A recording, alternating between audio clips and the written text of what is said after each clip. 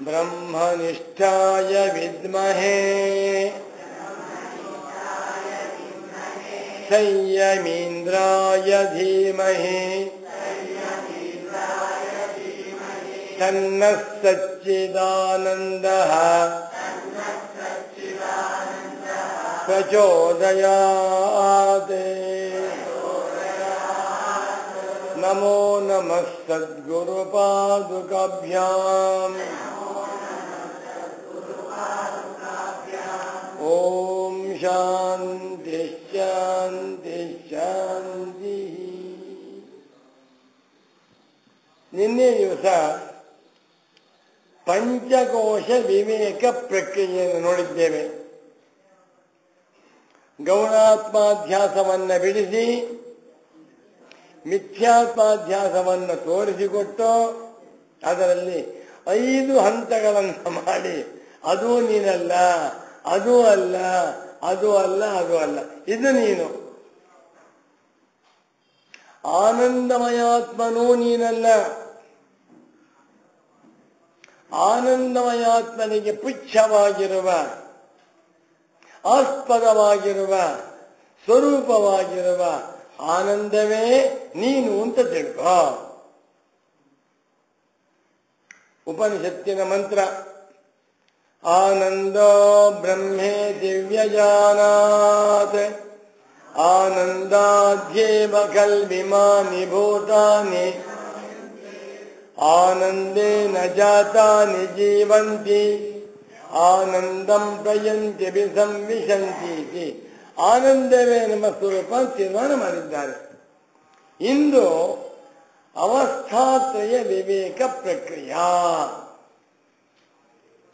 ಶಾಂಕರಾದ್ವೈತ ವೇದಾಂತ ದರ್ಶನದಲ್ಲಿ ಅತ್ಯಂತ ಪ್ರಸಿದ್ಧವಾಗಿರುವ ಒಂದು ಪ್ರಕ್ರಿಯೆ ಅವಸ್ಥಾತ್ರಯ ವಿವೇಕ ಪ್ರಕ್ರಿಯೆ. ಇದರ ಪ್ರಯೋಜನವು ಏನಾಗಬೇಕು? ನಾನು ನಿತ್ಯ ಶುದ್ಧ, ನಿತ್ಯ ಬುದ್ಧ, ನಿತ್ಯ ಮುಕ್ತನಾಗಿರುವ, ಅಜರ ಅಮೃತನಾಗಿರುವ, ಅವಿಕ್ರಿಯನಾಗಿರುವ ಕೂಟಸ್ಥನಾದ ಆತ್ಮ ಅನ್ನುವುದನ್ನು ತಿಳಿಸಿಕೊಡಬೇಕಾಗಿದೆ. ತಿಳಿಸಿಕೊಡುವುದಕ್ಕಾಗಿ ಅಧ್ಯಾರೋಪಾಪವಾದ ಪ್ರಕ್ರಿಯೆಯಲ್ಲಿ ಇವತ್ತಿನ ವಿಷಯ ಒಂದು ಭಾಗ. ಅಧ್ಯಾರೋಪಾಪವಾದ ಪ್ರಕ್ರಿಯೆಯೇ ಮುಖ್ಯವಾದದ್ದು. ಶುರು ಮಾಡ್ತಾ ಇದ್ದೇನೆ. ಅವಸ್ಥಾತ್ರಯ ವಿವೇಕ ಪ್ರಕ್ರಿಯೆ. ಅವಸ್ಥಾ ತ್ರಯ ವಿವೇಕ ಪ್ರಕ್ರಿಯೆ. ಅವಸ್ಥಾತ್ರಯ ಅದ್ಭುತವಾದ ವಿಚಾರ. ಉಪನಿಷತ್ತುಗಳಲ್ಲಿ 3 ಅವಸ್ಥೆಗಳನ್ನು ಒಪ್ಪಿಕೊಂಡು 3 ಅವಸ್ಥೆಗಳಿವೆ ಅಂತ ತೋರಿಸಿಕೊಟ್ಟು 3 ಅವಸ್ಥೆಗಳು ಬದಲಾವಣೆಯಾಗ್ತಾ ಇವೆ ಅಂಥೇಳಿ, ಆದರೆ ಈ ಬದಲಾವಣೆಯಾಗುತ್ತಿರುವಂಥ 3 ಅವಸ್ಥೆಗಳನ್ನು ಬೆಳಗುತ್ತಿರುವ ಸ್ವತಃ ಅವಿಕ್ರಿಯನಾಗಿರುವ ಆತ್ಮನೇ ನಾನು ಅಬ್ಬ ಅಂತ ತೋರಿಸ್ಬೇಕು. ಅದಕ್ಕೇನು ಮಾಡಿಬಿಟ್ರು? ಅವಸ್ಥಾತ್ರಯ ಪ್ರಕ್ರಿಯೆ ಅಂತ ತಂದಿದ್ದಾರೆ. ಪರಮ ಪೂಜ್ಯ ಶ್ರೀ ಶ್ರೀ ಸಚ್ಚಿದಾನಂದೇಂದ್ರ ಸರಸ್ವತಿ ಸ್ವಾಮಿಗಳವರು ಸಂಸ್ಕೃತದಲ್ಲಿ ಮಾಂಡೂಕ್ಯ ರಹಸ್ಯ ವಿವೃತಿ, ಕನ್ನಡದಲ್ಲಿ ಗೌಡಪಾದ ಕಾರಿಕ, ಗೌಡಪಾದ ಹೃದಯ, ಪರಮಾರ್ಥ ಚಿಂತಾಮಣಿ, ಇಂಗ್ಲಿಷಿನಲ್ಲಿ ದಿ ಸ್ವರೂಪ ಅವಸ್ಥಾತ್ರಯ 3 ಪುಸ್ತಕ ಬರೆದಿದ್ದಾರೆ. ಕನ್ನಡದಲ್ಲೂ ಬರೆದಿದ್ದಾರೆ, ಇಂಗ್ಲಿಷಲ್ಲೂ ಬರೆದಿದ್ದಾರೆ, ಸಂಸ್ಕೃತದಲ್ಲೂ ಬರೆದಿದ್ದಾರೆ. ದೊಡ್ಡ ವಿಚಾರ. ಈ ಅವಸ್ಥಾತ್ರಯ ವಿಚಾರ ವರ್ಷಗಳಿಗಂತ ಹೇಳಬೇಕು. 1-2 ಮುಗಿಯುವಂಥ ವಿಚಾರವಲ್ಲ. ಆದರೂ ಕೂಡ 1 ಗಂಟೆ ತೋರಿಸ್ಕೊಡ್ತೇನೆ ನೋಡಿ. ಅವಸ್ಥಾತ್ರಯ 3 ಅವಸ್ಥೆಗಳು ಅಧ್ಯಾರೋಪದಲ್ಲಿ ಹೇಳ್ತಾ ಇದ್ದಾರೆ. ಈಗ 1ನೇದು ಜಾಗೃತ ಅವಸ್ಥಾ, 2ನೇದು ಸ್ವಪ್ನಾವಸ್ಥಾ, 3 ಸುಷುಪ್ತ್ಯವಸ್ಥಾ. ಇದು ಸಂಸ್ಕೃತ ಶಬ್ದಗಳಾದವು. ಕನ್ನಡದಲ್ಲಿ ಎಚ್ಚರ, ಕನಸು ನಿದ್ರೆ. ಇಂಗ್ಲಿಷಿನಲ್ಲಿ the waking state, the dreaming state and the soundless deep sleep state. ಹೌದಾ? ಸ್ವಾರಸ್ಯವೇನು ಗೊತ್ತಾ? ಈ ಮೂರವಸ್ಥೆಗಳು ಯಾರಿಗಿವೆ? ಮೋದಿಯವರಿಗಿದೆ. ಮೋದಿ ನರೇಂದ್ರ ಮೋದಿಯವರಿಗಿರಬಹುದು. ನಮಗೆಲ್ಲ ಒಂದೂವರೆ ಅವಸ್ಥೆ.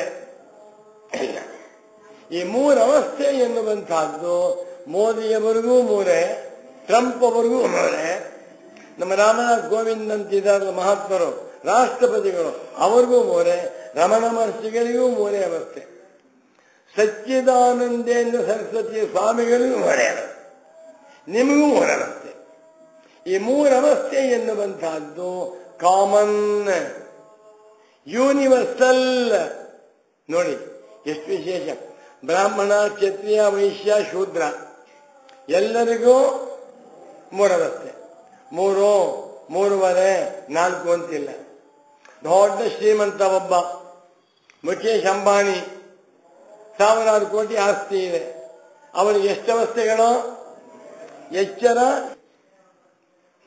ಕನಸು. ಒಬ್ಬ ಆಟೋ ರಿಕ್ಷಾ ಡ್ರೈವರ್ ಇದ್ದಾನೆ, ದಿವಸಕ್ಕೆ 500 ರೂಪಾಯಿ ದುಡಿತಾ ಇದ್ದಾನೆ. ಅವನಿಗೆ ಎಷ್ಟು ಅವಸ್ಥೆ? ಅವನಿಗೂ ಅಷ್ಟೇ. ನೋಡಿ, ಭಗವಂತ ಸಕಲ ಮಾನವನಿಗೂ ಸಮಾನವಾಗಿ ಅವಸ್ಥಾತೆಯೇ ಕೊಟ್ಟಿದ್ದಾನೆ. ಇದನ್ನ ಬಳಸಿಕೊಂಡು ವೇದಾಂತಿಗಳು ನಮ್ಮ ಪರಮಾರ್ಥ ಸ್ವರೂಪವು ತೋರಿಸ್ತಾ ಇದೆ. ಇದೇ ವಿಶೇಷ. ಯಾರಿಗೂ ಗೊತ್ತಿಲ್ಲದಂತ ವಿಚಾರ ಹೇಳ್ತಾ ಇಲ್ಲ. ನಮ್ಮೆಲ್ಲರ ಅನುಭವದಲ್ಲಿರುವ, ನಮ್ಮೆಲ್ಲರಿಗೂ ಸಮಾನವಾಗಿರುವ, ಪ್ರತಿದಿನವೂ ಕೂಡ ಅನುಭವಿಸುತ್ತಿರುವಂಥ ಮೂರವಸ್ಥೆಗಳನ್ನ ಇಟ್ಟುಕೊಂಡು, ಮೂರವಸ್ಥೆಗಳನ್ನು ಮೀರಿರುವ, ಮೂರವಸ್ಥೆಗಳಿಗೆ ಸಂಬಂಧ ಪಡೆದಿರುವ, ಅವಸ್ಥಾತ್ರಿ ಅತೀತವಾಗಿರುವ ಆತ್ಮಸ್ವರೂಪವು ತೋರಿಸ್ತಾ ಇದೆ. ಇದನ್ನ ಮೊಟ್ಟ ಮೊದಲಿಗೆ ತೋರಿಸಿಕೊಟ್ಟಂತಹ ಮಹಾಸ್ವಾಮಿಗಳು ಅಂತಂದ್ರೆ ಸಚ್ಚಿದಾನಂದೇಂದ್ರ ಸರಸ್ವತಿ ಸ್ವಾಮಿಗಳು. ಗೌಡಪಾದಾಚಾರ್ಯರು ಹೇಳಿದ್ದಾರೆ, ಶಂಕರಾಚಾರ್ಯರು ವಿವರಿಸಿದ್ದಾರೆ, ಸ್ವರೇಶ್ವರಾಚಾರ್ಯರು ಹೇಳಿದ್ದಾರೆ, ಉಪನಿಷತ್ತಿನಲ್ಲೂ ಇದೆ. ಆದರೆ ಅದರ ಸಿಗ್ನಿಫಿಕೆನ್ಸ್, ಅದರ ಗ್ರೇಟ್ನೆಸ್ ಏನು ಎನ್ನುವುದನ್ನ ಎತ್ತಿ ತೋರಿಸಿದಂತಹ ಒಂದು ಕೀರ್ತಿ ಯಾರಿಗೆ? ನಿಮ್ಮೆಲ್ಲರ ಗುರುಗಳಾಗಿರುವ ಸಚ್ಚಿದಾನಂದೇಂದ್ರ ಸರಸ್ವತಿ ಸ್ವಾಮಿಗಳವರಿಗೆ. ಶುರು ಮಾಡ್ತಾ ಇದ್ದೀನಿ ಈಗ. ಇದಕ್ಕೆ ವಿಶೇಷವಾಗಿ ಮಾಂಡೂಕ್ಯೋಪನಿಷತ್ತಿನಲ್ಲಿ ಒಳ್ಳೆ ರೆಫರೆನ್ಸ್ ಸಿಗುತ್ತೆ ನಮಗೆ. ಸ್ವಯಮಾತ್ಮ ಚತುಷ್ಪಾತ್ ಅಂದ್ಬಿಟ್ಟು ಶ್ರುತಿ. ಹೌದಾ? ಓಮಿತ್ಯೇತದಕ್ಷರಮಿದಗಂ ಸರ್ವಂ ತಸ್ಯೋಪವ್ಯಾಖ್ಯಾನಂ ಭೂತಂ ಭವದ್ಭವಿಷ್ಯದಿತಿ ಸರ್ವಮೋಂಕಾರ ಏವ ಸರ್ವಗಂ ಹೇತದ್ಬ್ರಹ್ಮ ಅಯಮಾತ್ಮ ಬ್ರಹ್ಮ ಸೋಯಮಾತ್ಮ ಚತುಷ್ಪಾತ್. ಬಾ, ಈ ಆತ್ಮನು 4 ಪಾದಗಳನ್ನು ಉಳ್ಳವನಾಗಿದ್ದಾನೆ. ಅಧ್ಯಾರೋಪ. ಆತ್ಮನಿಗೆ ಪಾದಗಳಿವೆಯಾ? 1 ಪಾದ ಇದೆಯಾ? ಇಲ್ಲ. ಇನ್ನು 2 ಇದೆಯಾ? 3 ಇದೆಯಾ? 4 ಪಾದ ಅಂದ್ಬಿಟ್ರ ಅಧ್ಯಾರೋಪ ದೃಷ್ಟಿ. ಸೋಯಮಾತ್ಮ ಚತುಷ್ಪಾತ್. ಆತ್ಮನಿಗೆ 4 ಪಾದಗಳು ಅಂದ್ರು. ಹೇಗೆ? ವೈಶ್ವಾನರ ಪ್ರಥಮ ಪಾದ, ತೈಜಸ ದ್ವಿತೀಯ ಪಾದ, ಪ್ರಾಜ್ಞ ತೃತೀಯ ಪಾದ, ತುರೀಯ ಆತ್ಮ ಚತುರ್ಥ ಪಾದ ಅಂತ ಹಂಚಾಕೊಡ್ತಾರೆ. ಬಹಳ ಒಳ್ಳೆ ವಿಷಯ ಇದು. ಈಗ ನೋಡಿ, ಎಚ್ಚರ ಅಂತ ನೋಡಿ, ಸ್ವಾಮಿಗಳವರು ಈ ಮಾಂಡೂಕ್ಯೋಪನಿಷತ್ತಿನ ಆಧಾರದ ಮೇಲೆ ಒಂದು ಗ್ರಂಥವನ್ನೇ ಬರೆದಿಟ್ರು, ಪರಮಾರ್ಥ ಚಿಂತಾಮಣಿ. ಎಷ್ಟು ಒಳ್ಳೆ ವಿಷಯ ಇದು. ಡೀಪೆಸ್ಟ್ ಸಬ್ಜೆಕ್ಟ್ ಇದು ಅಲ್ಲ, ಸ್ವೀಟೆಸ್ಟ್ ಸಬ್ಜೆಕ್ಟ್. ಅರ್ಥವಾಗದೆ ಹೋದರೆ ಡ್ರೈಯೆಸ್ಟ್ ಸಬ್ಜೆಕ್ಟ್ ಇದು. ಯಾಕೆ? ರಾಮ ಬರೋದಿಲ್ಲ, ಸೀತಾ ಇಲ್ಲ, ಕಂಸ ಇಲ್ಲ, ರಾವಣ ಇಲ್ಲ, ಬರೀ ತತ್ವ ವಿಚಾರ, ಶುದ್ಧವಾಗಿರುವ ತತ್ವ ವಿಚಾರ, ವಸ್ತು ತಂತ್ರಜ್ಞಾನದ ವಿಚಾರವನ್ನು ಹೇಳ್ತಾ ಇದೆ. ಎಚ್ಚರ ಅಂದ್ರೇನು, ಸ್ವಪ್ನ ಅಂದ್ರೇನು, ಸುಷುಪ್ತಿ ಅಂದ್ರೇನು, ತುರಿಯ ಅಂದ್ರೇನು. ಎಚ್ಚರ ಅಂದ್ರೇನು, ಜಾಗರಣಂ ಅಂತ ಹೇಳ್ತೇವೆ. ಇಂದ್ರಿಯೈ ವಿಷಯೋಪಲಬ್ಧಿ ಜಾಗರಣಂ. ಇಂದ್ರಿಯಗಳಿಂದ ವಿಷಯಗಳನ್ನ ಅನುಭವಿಸುವಂತ ಅವಸ್ಥೆ ಹೆಸರಾಯಿತು ಜಾಗೃತ ಅವಸ್ಥಾ. ಏನಾಗಂದ್ರೆ ಪಂಚ ಜ್ಞಾನೇಂದ್ರಿಯಗಳಿಂದ ಅಂದರೆ ಕಣ್ಣು, ಕಿವಿ, ಮೂಗು, ನಾಲಿಗೆ, ಚರ್ಮ ಇದ್ದಾನೆ. ಈ ಪಂಚ ಜ್ಞಾನೇಂದ್ರಿಯಗಳಿಂದ ಶಬ್ದ, ಸ್ಪರ್ಶ, ರೂಪ, ರಸ ಈ ವಿಷಯಗಳನ್ನ ಅನುಭವಿಸುವುದಕ್ಕೆ ಎಚ್ಚರ ಅಂತ ಹೇಳಿದರು. ನಾನು ಬಂದಿದ್ದೇನೆ, ನಿಮ್ಮನ್ನೆಲ್ಲ ನೋಡ್ತಾ ಇದ್ದೇನೆ. ಯಾತ್ರಿಂದ ಕನ್ನಡದಿಂದ. ತಾವು ಕೂತ್ಕೊಂಡಿದ್ದೀರ, ನೀವು ಕೇಳ್ತಾ ಇದ್ದೀರ ಪ್ರವಚನವನ್ನ. ಯಾತ್ರಿಂದ ಇವುಗಳಿಂದ. ಯಾರು ಕಾಫಿ ಕೊಡ್ತಾರೆ, ಕುಡಿತಾ ಇದ್ದೀರಾ, ಹೇಗಿದೆ, ಸಕ್ಕರೆ ತುಂಬಾ ಹಾಕಿಬಿಟ್ಟಿದ್ದೀರಾ ಅಂತ ಹೇಳ್ತಾ ಇದ್ದೀರಾ. ಯಾತನ್ನು ಹೇಳಿದ್ರೆ ನಾಲಿಗೆಯಿಂದ. ಇವನು ಸ್ವಲ್ಪ ಯಾಕೋ ಕೆಟ್ಟ ವಾಸನೆ ಬರ್ತಾ ಇದ್ದಾರೆ ಅಂತ ಇದ್ದಾರೆ. ಯಾತ್ರಿಂದ ಕೂತ್ಕೊಂಡ ಅಯ್ಯೋ ಚುಚ್ಚುತ್ತಾ ಇದೆ ಇಂದ. ಇದು ಇಂದ್ರಿಯಗಳಿಂದ ವಿಷಯಗಳನ್ನ ಭಿನ್ನ ಭಿನ್ನವಾಗಿ ಅನುಭವಿಸ್ತಾ ಇದ್ದೇವಲ್ಲ, ಇದಕ್ಕೆ ನಾಮಕರಣ ಮಾಡಿದ್ರು ಜಾಗೃತ ಅವಸ್ಥಾ. ಯಾವುದು ಕಲ್ಪಿತವಲ್ಲ. ಇಲ್ಲಿ ಪದಾರ್ಥವೂ ಇದೆ, ಇಂದ್ರಿಯವೂ ಇದೆ, ಅನುಭವಿಸ್ತಾ ಇದೆ. ಶರೀರ ಇದೆ, ಇಂದ್ರಿಯ ಇವೆ, ಮನಸ್ಸು ಇದೆ, ಬುದ್ಧಿ ಇದೆ. ಕರೆಸ್ಪಾಂಡಿಂಗ್ ಆಗಿ ಎಲ್ಲ ವಿಷಯಗಳು ಇವೆ, ಸುಖ ದುಃಖವಾಗ್ತಾ ಇವೆ. ಸ್ವಂತ ಮನೆ ಕಟ್ಕೊಂಡಿದ್ದೇವೆ, ವಾಸವಾಗಿದ್ದೇವೆ. ಬಾಡಿಗೆ ಮನೆಯಲ್ಲಿದ್ದೇವೆ, ಸಂತೋಷವಾಗಿದ್ದೇವೆ. ಇದೆಲ್ಲವೂ ಕೂಡ ಟ್ಯಾಂಜಿಬಲ್ ಆಗಿ, ಕಾಂಕ್ರೀಟ್ ಆಗಿ ನಿಜವಾಗಿರುವಂತಹ ಪದಾರ್ಥಗಳು. ಹೌದಾ? ಯಾವುದೂ ಕಾಲ್ಪನಿಕವಲ್ಲ. ಹೊಟ್ಟೆ ಹಸಿತಾ ಇದೆ, ಇಡ್ಲಿ ತಿಂತಾ ಇದ್ದೀನಿ, ಸುಸ್ತಾಗಿದೆ, ನಾನು ಮಲಿಕೊಂಡಿದ್ದೇನೆ, ಬೆಳಿಗ್ಗೆ ಆಯ್ತು 4 ಗಂಟೆ ಎದ್ದ ಸ್ನಾನ ಮಾಡ್ತಾ ಇದ್ದೀನಿ. ಎಲ್ಲವೂ ಕೂಡ ಪ್ರಾಕ್ಟಿಕಲಿ ಸತ್ಯ. ಎಚ್ಚರ ಅಂತ ಹೆಸರು. ಈ ಎಚ್ಚರದಲ್ಲಿ ಏನಾಗಿದೆ ಜ್ಞಾಪಕ ಇಟ್ಕೊಳ್ಳಿ. ಪ್ರಮಾತೃ, ಪ್ರಮಾಣ, ಪ್ರಮೇಯ ಅನ್ನುವಂಥ 3 ಪದಾರ್ಥಗಳು ಸತ್ಯ. ಸ್ವಲ್ಪ ಡೀಪಾಗಿ ಹೋಗ್ತಾ ಇದ್ದೀನಿ ಈಗ. ಪ್ರಮಾತ, ಪ್ರಮಿನೋತಿ ಇತಿ ಪ್ರಮಾತ, ದ ನೋಯರ್. ಪ್ರಮಾಣ, ಪ್ರಮೀಯತೆ ಅನೇನ ಇತಿ ಪ್ರಮಾಣಂ, ಮೀನ್ಸ್ ಆಫ್ ನಾಲೆಡ್ಜ್. ಪ್ರಮೇಯಂ, ಪ್ರಮೀಯತೆ ಇತಿ ಪ್ರಮೇಯಂ, things to be known. The knower, the knowledge, the known ಅನ್ನುವಂಥ 3 ಪದಾರ್ಥಗಳು ಸತ್ಯವಾಗಿವೆ. ಅನುಭವಿಸುವವನು ನಾನಿದ್ದೇನೆ. ಹೌದಾ? ಕಣ್ಣು ಜ್ಞಾನವಾಗ್ತಾ ಇದೆ, ಕಣ್ಣು ಇದೆ, ಪದಾರ್ಥವೂ ಇದೆ. ಹೀಗೆ ಪ್ರಮಾತ, ಪ್ರಮಾಣ, ಪ್ರಮೇಯಗಳೆಂಬ 3 ಪದಾರ್ಥಗಳು ಇದ್ದು, ಶರೀರ, ಇಂದ್ರಿಯ, ಮನೋಬುದ್ಧಿಗಳು ಇದ್ದು ಎಲ್ಲವನ್ನು ಅನುಭವಿಸ್ತಾ ಇದ್ದೇವಲ್ಲ. ಇದಕ್ಕೆ ವೇದಾಂತದಲ್ಲಿ ಹೆಸರಾಯಿತು ಜಾಗೃತ ಅವಸ್ಥಾ. ನೀನು ಜಾಗೃತ ಅವಸ್ಥೆಗೆ ಯಜಮಾನ ಅಂತ ತಿಳ್ಕೊ ಅಂತ ಹೇಳ್ತಾ ಇದ್ದಾರೆ ಶ್ರುತಿ. ನೀನು ಈ ಬರೀ ದೇಹಧಾರಿಯಾದಂತಹ ಜೀವಾತ್ಮನಲ್ಲ, ಇಡೀ ಎಚ್ಚರವನ್ನ ಬೆಳಗುತ್ತಿರುವ ವೈಶ್ವಾನರ ಆತ್ಮನೇ ನೀನು. ಸ್ವಲ್ಪ ಲಕ್ಷ್ಯ ಕೊಡಿ, ನನ್ನ ಜೊತೆಯಲ್ಲೇ ಬನ್ನಿ. ನೀವು ಎಳ್ಕೊಂಡು ಹೋಗ್ತಾ ಇದ್ದೀನಿ ಮೆಲ್ಗಿವಾಗ. ನೀನು ಈ ಎಚ್ಚರಾವಸ್ಥೆಗೆ ಕಟ್ಟು ಬಿದ್ದಿರುವ ಶರೀರವುಳ್ಳವನು ಮಾತ್ರವಲ್ಲ, ಸಮಷ್ಟಿ ರೂಪದಿಂದ ನೋಡಿದಾಗ ಇಡೀ ಎಚ್ಚರಾವಸ್ಥೆ ಅಂತ ತೋರ್ತಾ ಇದೆಯಲ್ಲ, ಅದಕ್ಕೆ ಯಜಮಾನ ನೀನು. ಅಧ್ಯಾರೋಪಾಯ. ಈ ಶರೀರ ನೀನಲ್ಲ, ಸಮಷ್ಟಿ ರೂಪವಾಗಿರುವಂಥ ವಿರಾಟ್ ಪುರುಷನೇ ನೀನು. ಇವನಿಗೆ ಹೆಸರಾಯಿತು ವೈಶ್ವಾನರ.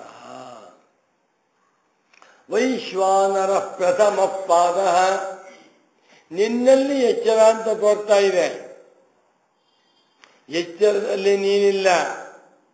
ನಿನ್ನಲ್ಲಿ ದೇಶಕಾಲಿಗಳು ತೋರ್ತಾ ಇವೆ, ದೇಶಕಾಲಿಗಳಿಗೆ ಕಟ್ಟು ಬಿದ್ದವನು ನೀನಲ್ಲ. ನಿನ್ನಲ್ಲಿ ಪ್ರಪಂಚ ಅಂತ ತೋರ್ತಾ ಇದೆ. ಪ್ರಪಂಚದಲ್ಲಿ ನೀನೊಬ್ಬ ವ್ಯಕ್ತಿ ಅಲ್ಲ. ಇದು ಬಹಳ ಚೆನ್ನಾಗಿ ಅರ್ಥ ಮಾಡ್ಕೊಳ್ಳಿ. ಎಚ್ಚರ ಅಂದ್ರೇನು? ಎಚ್ಚರ ಅಂದ್ರೆ ನಮ್ಮ ಉದಾಹರಣೆ ಕೊಟ್ಟೆ.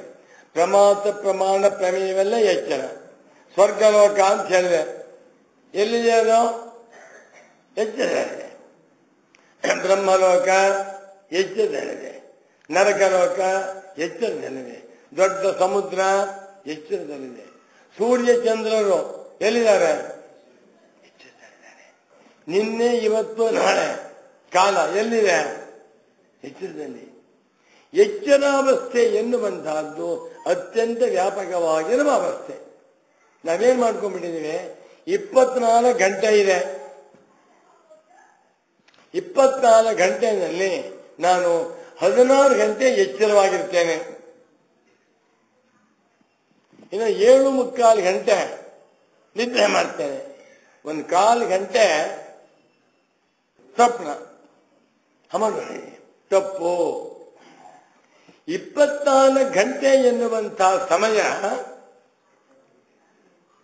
ನಾನು ಎಚ್ಚರದಲ್ಲಿ ತೋರ್ತಾ ಇದೆ. ಅಯ್ಯಪ್ಪ, ಯಾವ 24 ಗಂಟೆ ಇದು? ಗಡಿಯ 24 ಗಂಟೆ ಅಂತ ಹೇಳ್ತಾ ಇದ್ದೀರಾ. ಗಡಿಯಾರ ಎಲ್ಲಿದೆ? ಎಚ್ಚರದಲ್ಲಿದೆ. ಎಚ್ಚರದಲ್ಲಿದ್ದೇನೆ. 24 ಗಂಟೆ ಎಲ್ಲಿದೆ? ಎಚ್ಚರದಲ್ಲಿ 24 ಗಂಟೆ ಇದೆ. ನಾವು ಅನ್ಕೊಳ್ಳೋದೇನು? 24 ಗಂಟೆ ಒಳಗಡೆ ಎಚ್ಚರ. ಅದರಲ್ಲಿ 8 ಗಂಟೆ ನಿದ್ರೆ, 10 ನಿಮಿಷ ಕನಸು ಅಂದ್ಕೊಂಡಿದ್ದೇವೆ. ಇದು ತಪ್ಪು. ಸ್ವಾಮಿಗಳು ಸಂಶೋಧನೆ ಮಾಡಿದ್ದಾರೆ, ಬಹಳ ಚೆನ್ನಾಗಿದೆ. ಎಚ್ಚರ ಎನ್ನುವಂತಹದ್ದು ನನ್ನಲ್ಲಿ ತೋರುತ್ತಿದೆ. First point. ನಾನು ಎಚ್ಚರಕ್ಕೆ ಕಟ್ಟು ಬಿದ್ದವನಲ್ಲ, ಎಚ್ಚರ ಬೆಳಗ್ತಾ ಇದ್ದೇನೆ.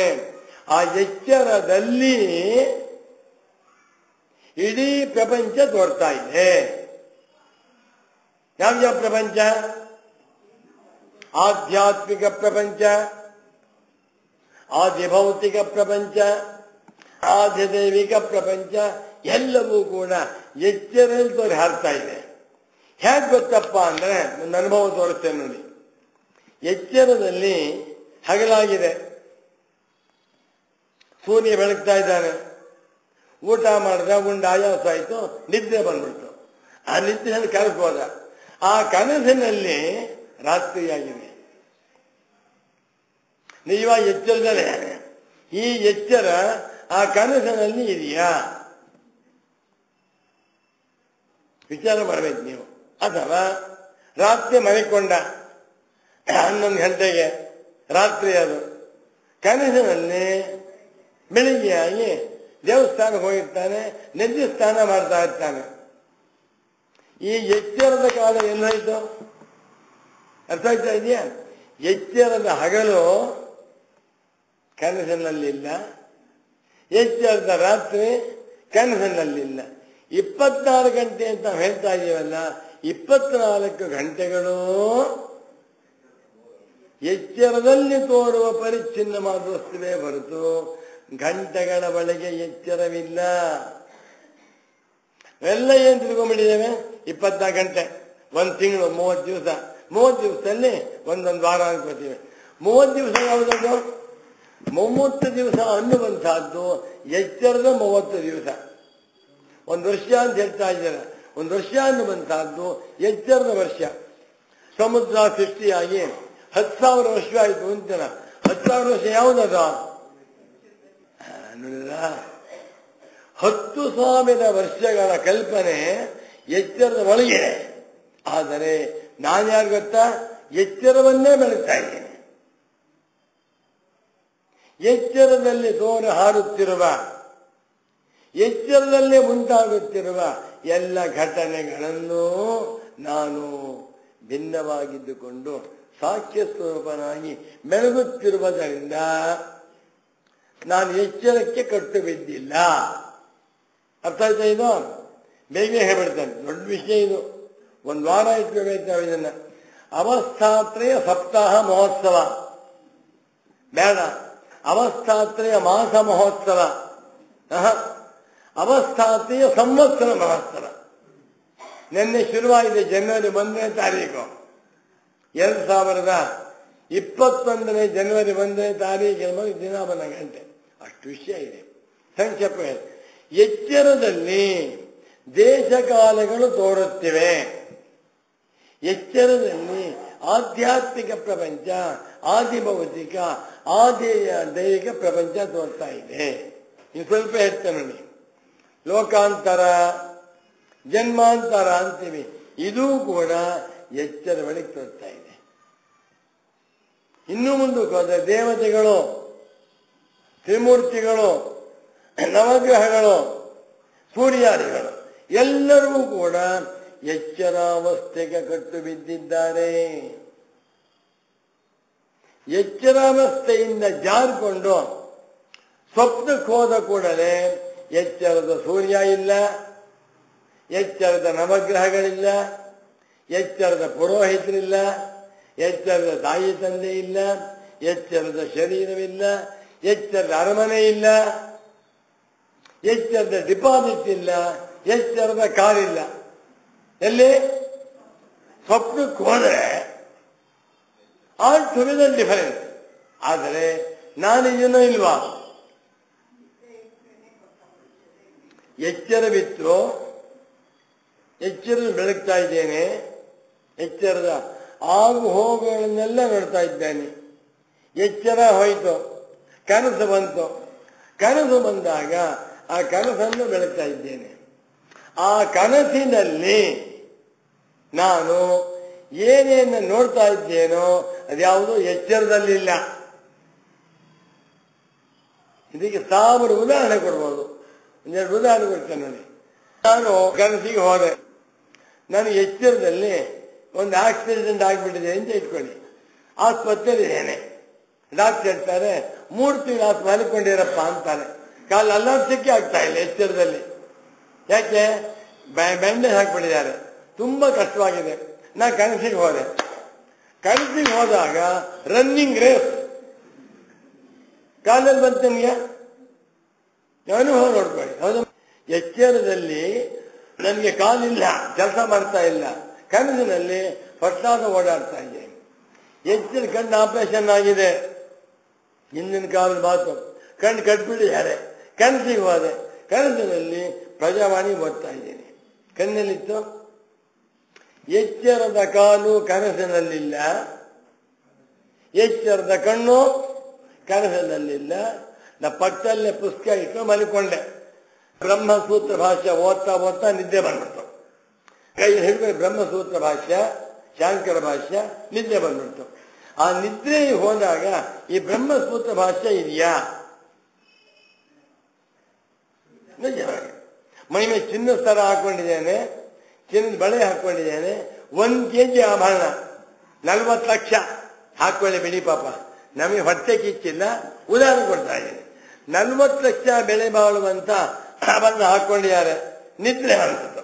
ಆ ಕನಸು, ಆ ಕನಸಿಗೆ ಹೋದಾಗ ಈ ಬಳೆ ಇದೆಯಾ, ಈ ಉಂಗುರ ಇದೆಯಾ? ಏನಿದೆ ಅಲ್ಲಿ? ಕನಸಿನ ಉಂಗುರ ಇದೆ, ಕನಸಿನ ಬಳೆ ಇದೆ, ಕನಸಿನ ದೇಶಕಾಲಿಗಳಿವೆ. ಸ್ವಾಮೀಜಿ ಹೇಳ್ತಾರೆ, ಎಚ್ಚರ ಮತ್ತು ಕನಸು ಎರಡೂ ಕೂಡ ಸ್ವತಂತ್ರವಾಗಿರುವ ಅವಸ್ಥೆಗಳು. ಎಚ್ಚರದಲ್ಲಿ ಎಷ್ಟು ಸತ್ಯವೋ ಅಷ್ಟೇ ಸತ್ಯ ಕನಸಿನಲ್ಲಿ ಕನಸು.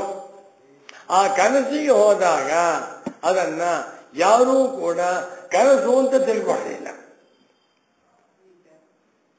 ಕನಸು ತೋರುವ ಹೇಗೆ ತೋರ್ತಾ ಇರುತ್ತೆ? ಸ್ವಲ್ಪ ಅನುಭವ ಯೋಚನೆ ಮಾಡಿ. ಕನಸಿಗೆ ಹೋಗಿದ್ದೀರಾ, ಹೊಟ್ಟೆ ಹಸಿತಾ ಇದೆ, ಹೋಟ್ಲು ಹೋದ್ರಿ, ಇಡ್ಲಿ ಕೊಡಪ್ಪ ಅಂತ ಕೇಳಿದ್ರಿ. ಸ್ವಾಮಿ ಕನಸು ಇದು ಅಂದ್ರೆ ಯಾರೋ ಹೇಳಿದಾರೋ ಹೊಟ್ಟೆ ಹಸಿತಾ ಇದೆ, ಇಡ್ಲಿ ಕೊಡು ಅಂತ ತಿಂತೀರ. ಕನಸು ತೋರುವಾಗ ಕನಸಲ್ಲ, ಕನಸು ತೋರುವಾಗ ಸುಳ್ಳಲ್ಲ. ಕನಸು is as real as the waking state during ಕನಸು. ಅರ್ಥವಾಗಿಲ್ಲ? ಕನಸು ತೋರುವಾಗ ಅದೇ ಎಚ್ಚರವಾಗಿರುತ್ತದೆ.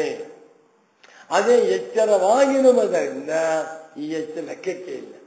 ನೋಡಿ, ಈ ಎಚ್ಚರ ಸತ್ಯವಾಗಿ ಬಿಟ್ಟಿದ್ದರೆ ನನ್ನ ಕನಸಿನಲ್ಲೂ ತೋರಬೇಕಾಗಿತ್ತು.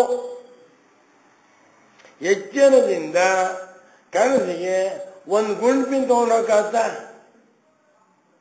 ಯಾಕೆ? ಅದು ಸ್ವತಂತ್ರ, ಇದು ಸ್ವತಂತ್ರ. ನೀವು ಬೆಂಗಳೂರಿನಿಂದ ಅಥವಾ ಇಂಡಿಯಾದಿಂದ ಅಮೆರಿಕಕ್ಕೆ ಹೋಗಬೇಕು ಅಂದರೆ ವೀಸಾ ಬೇಕು. ನಿಮ್ಮ ಹತ್ರ ವೀಸಾ ಇಲ್ಲ. ಯಾಕೆ? ಪಾಸ್ಪೋರ್ಟೇ ಇಲ್ಲ. ಪಾಸ್ಪೋರ್ಟ್ ಇಲ್ಲದೆ ಹೋದರೆ ವೀಸಾ ಸಿಕ್ಕತ್ತಾ?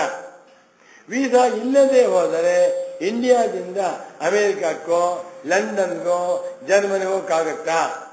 ಹಾಗೆ ಎಚ್ಚರದಿಂದ ಕನಸಿಗೆ ಹೋಗುವುದಕ್ಕೆ ನೋ ವೀಸಾ. ಎಚ್ಚರದಲ್ಲಿರುವ ಎಲ್ಲ ಪದಾರ್ಥ ಇಲ್ಲೇ ಬಿಡೋಣ ನಾವು. ನಮ್ಮ ಬಂಗ್ಲೆ, ನಮ್ಮ ಅರಮನೆ, ನಮ್ಮ ಮೊಬೈಲು, ನಮ್ಮ ಗಂಡ, ನಮ್ಮ ಹೆಂಡತಿ, ನಮ್ಮ ಆಭರಣಗಳು, ನಮ್ಮ ವಸ್ತುಗಳು, ಏನೇನು ಆಸ್ತಿ ಪಾಸ್ತಿ ಎಲ್ಲವನ್ನು ಇಲ್ಲೇ ಬಿಟ್ಟು ಕನಸಿಗೆ ಹೋಗ್ತಾ ಇದ್ದೇವೆ. ಅರ್ಥವಾಗ್ತಾ ಇದೆಯಾ ಇದು? ಆ ಕನಸಿಗೆ ಹೋದಾಗ ಯಾವ ಪದಾರ್ಥವೂ ಬರ್ತಾ ಇಲ್ಲ. ಯಾಕೆ ಅಂದ್ರೆ ಒಂದು ಸ್ವಾರಸ್ಯ ನೋಡಿ, ಎಚ್ಚರದ ದೇಶಕಾಲಗಳಿಗೂ ಕನಸಿನ ದೇಶಕಾಲಗಳಿಗೂ ಸಂಬಂಧವೇ ಇಲ್ಲ. ಎಚ್ಚರದಲ್ಲಿ ರಾತ್ರಿಯಾಗಿದೆ 11 ಗಂಟೆ, ಕನಸಿನಲ್ಲಿ ಕ್ರಿಕೆಟ್ ಮ್ಯಾಚ್ ಆಡ್ತಾ ಇದ್ದಾನೆ. ಎಚ್ಚರದಲ್ಲಿ ಬೆಂಗಳೂರು ಮಲ್ಕೊಂಡಿದ್ದಾನೆ, ಮಲಗಿದ ಬೆಂಗಳೂರಿನಲ್ಲಿ, ಕನಸಿನಲ್ಲಿ ಆ ಬಾಂಬೆ ಅಲ್ಲಿ ಜರ್ಮನಿ ಲಂಡನ್ ಹೊರಗಿರ್ತಾನೆ. ಹೇಗೆ ಹೋದ? ಆದ್ದರಿಂದ ಎಚ್ಚರಾವಸ್ಥೆ ತೋರುವಾಗ ಎಷ್ಟು ಸತ್ಯವೋ ಸ್ವಪ್ನವೂ ಅಷ್ಟೇ ಸತ್ಯ. ಆದರೆ ಎಚ್ಚರದಿಂದ ಕನಸಿಗೆ ಒಂದೂ ಪದಾರ್ಥ ತಗೊಂಡೋಗಾಗ್ತಾ ಇಲ್ಲ. ಅಷ್ಟೇ ಅಲ್ಲ, ಕನಸಿನಿಂದಲೂ ಎಚ್ಚರಕ್ಕೆ ತರುಕು ಆಗ್ತಾ ಇಲ್ಲ. ಯಾಕೆ? No visa. ಅಮೆರಿಕಕ್ಕೆ ಹೋಗಿದ್ದೀರಾ, ಬೇಕಾದಷ್ಟು ಚಿನ್ನದ ರಾಶಿ ಇದೆ, ಅಲ್ಲೇ ಉಪಯೋಗಿಸಿ ಅಂತ ಹೇಳ್ತಾರೆ. ಇಂಡಿಯಾ ತಗೊಂಡು ಹೋಗ್ತೀವಿ ಅಂದ್ರೆ 1,000 ಪಟ್ಟು ಟ್ಯಾಕ್ಸ್ ನಾಡಪ್ಪ ಅಂದ್ಬಿಟ್ಟು ಅಲ್ಲೇ ಅನುಭವಿಸ್ಬೇಕು. ಎಚ್ಚರದ ಸುಖ ದುಃಖಗಳು ಕನಸಿನಲ್ಲಿಲ್ಲ, ಕನಸಿನ ಸುಖ ದುಃಖ ಎಚ್ಚರದಲ್ಲೂ ಇಲ್ಲ. ಯಾಕೆ? ಮನಸ್ಸೇ ಇರಲ್ಲ. ಎಚ್ಚರದ ಮನಸ್ಸು confined to the waking stage. ಸಿವಿಲಲ್ಲಿ ಸ್ವಪ್ನದ ಮನಸ್ಸು ಸ್ವಪ್ನ ಕನ್ಫೈನ್ ಆಗಿದೆ. ಸ್ವಪ್ನದ ಮನಸ್ಸು ಎಚ್ಚರಕ್ಕೂ ಬರುವಂತಿಲ್ಲ.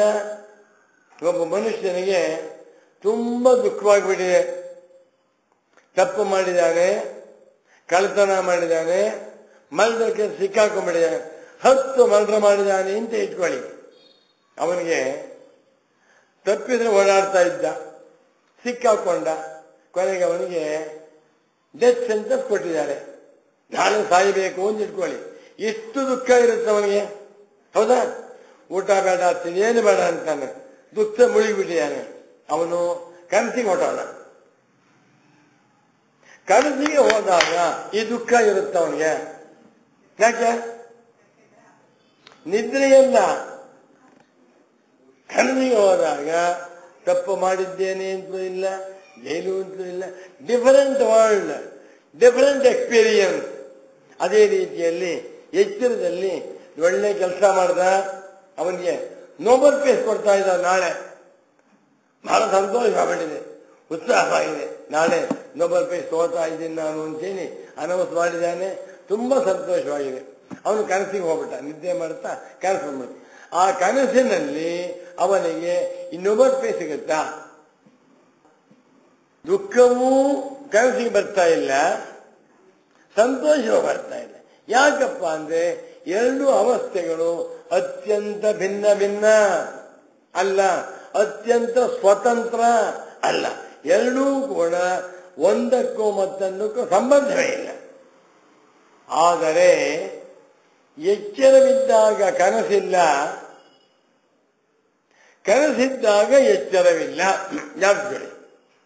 ನೀವು ಕನಸಿನಲ್ಲಿ ಒಂದು ಚಿನ್ನದ ಗಣಿ ಹೋಗ್ಬಿಟ್ರಿ, ಗೋಲ್ಡ್ ಮೈನ್, KGF ಅಲ್ಲ, ನಿಜವಾದ ಗೋಲ್ಡ್ ಇದೆ. KGF ಓರ್ ಸಿಗುತ್ತೆ ಅಷ್ಟೇ ಗೋಲ್ಡ್. ಇಲ್ಲಿ ಚಿನ್ನದ ಗಣಿ ಹೋಗ್ಬಿಟ್ರಿ, ಬರೀ ಚಿನ್ನದ ಬಿಸ್ಕತ್ ಇದೆ. ಹೇಳ್ತಾರೆ ಎಷ್ಟು ಬೇಕಾದ್ರೂ ತಗೊಂಡು ಸ್ವಾಮಿ ಫ್ರೀ ಬಿಟ್ರು. ಅಯ್ಯೋ ಅಯ್ಯೋ ಅಯ್ಯೋ ಅಯ್ಯೋ, ಒಬ್ಬೊಬ್ರು 100 kg ತಗೊಂಡ್ರು. ಯಾರಪ್ಪನ ಗಂಟು ತಗೊಂಡು ಹೋಗ್ಲಿ ಬಿಡಿ, ನಮಗೆ ಹೊಟ್ಟೆ ಹರಿಯಿಂದ. ಅದು ಕನಸಿನಲ್ಲಿ 100 kg ತುಂಬಿಕೊಂಡ, ಚೀಲದ ಭರ್ತಿ ತುಂಬಿಕೊಂಡಿದ್ದಾನೆ. ಏನನ್ನ ಇದ ಚಿನ್ನ ಇಲ್ಲ, ಪುಸ್ತಕ ಬೇರೆ ಇಟ್ಕೊಂಡಿದ್ದೀನಿ, ಉದಾಹರಣೆ ಕೊಡ್ತಾ ಇದ್ದೀನಿ. ಚಿನ್ನದ ಬಿಸ್ಕೆಟ್ ತುಂಬಿಕೊಂಡ. ಯಾವುದಕ್ಕೆ? ಚೀಲದಲ್ಲಿ. ಎಲ್ಲಿ? ಕನಸಿನಲ್ಲಿ ಅನ್ಕೋತಾನೆ. ಇದು ಇಷ್ಟೊಂದಿದೆ, ನಾನು ಸುಮಾರು 100 kg ಇದೆ. 1 kgಗೆ 40 ಲಕ್ಷ ಇದೆ ಇವತ್ತು. 10 kg 4 ಕೋಟಿ, 100 kgಗೆ 400 ಕೋಟಿ ಆಗತ್ತೆ ಅಂತ ಇಟ್ಕೊಂಡಿದ್ದಾನೆ. ಎಚ್ಚರ ಆಯ್ತು. ಎಚ್ಚರ ಆಗ್ಬಿಟ್ರೆ ಆ 100 kg ತುಂಬಿಕೊಂಡಿದ್ದಲ್ಲ ಎಷ್ಟು ತಂದ? ಯಾಕೆ ಲೆಕ್ಕ 400 ಕೋಟಿ. 1 ರೂಪಾಯಿ ಯಾವ್ದು ಬಂತ ಅವನಿಗೆ? ಇದು ಎಚ್ಚರಕ್ಕೂ ಸ್ವಪ್ನಕ್ಕೂ ಸಂಬಂಧವಿಲ್ಲ. ಆದರೆ ನಾನು ಮಾತ್ರ ಎಲ್ಲಕ್ಕೂ ಕಾಮನ್. ನಾನು ಯಾಕೋ ಎಚ್ಚರದ ಪ್ರಮಾತೃ ಕನಸನಲ್ಲಿಲ್ಲ. ಅಗ್ರಿ? ಎಚ್ಚರದ ಪ್ರಮಾಣ ಕನಸನಲ್ಲಿಲ್ಲ. ಓಕೆ. ಎಚ್ಚರದ ಪ್ರಮೇಯವು ಕನಸನ ಮೂರೇ ತರ ಇರೋದು. ಪ್ರಪಂಚದಲ್ಲೇ ಮೂರೇ. ಯಾವುದೊಂದು ಎಚ್ಚರದಿಂದ ಕನಸಿಗೆ ಬರ್ತಾ ಇಲ್ಲ, ಎಚ್ಚರವಿಲ್ಲ. ಆದರೆ ನಿಮ್ಗೆ ಹೇಳ್ತಾ ಇರೋನು ಯಾರೋ, ನಮ್ಗೊಂದು ಕನಸು ಬಿತ್ತು, ನದಿ ಸ್ನಾನ ಮಾಡ್ತಾ ಇದ್ದೆ, ಸಮುದ್ರ ಸ್ನಾನ ಮಾಡ್ತಾ ಇದ್ದೆ, ನಾನು ದೇವಸ್ಥಾನಕ್ಕೆ ಹೋಗಿದ್ದೆ, ಶೃಂಗೇರಿ ಹೋಗಿದ್ದೆ ಅಂತೆಲ್ಲ ಹೇಳ್ತಾ ಇದ್ದಾರಲ್ಲ, ಅವನೇ ಸಾಕ್ಷಿ,